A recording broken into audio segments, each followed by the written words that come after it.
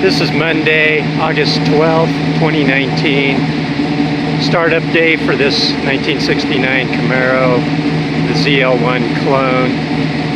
We have a 496 big block in here. This is built with a stroker crank, 600 horsepower, 600 foot-pounds of torque.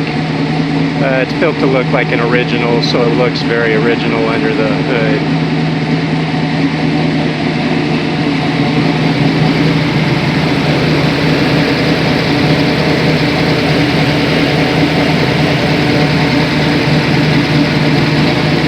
Just have a different air cleaner on it here to start it up and test it out. It's a cow induction air cleaner. We have Flowmaster Super 44s, 2.5-inch exhaust on this one. Sounds very nice though. Plenty of exhaust for this horsepower.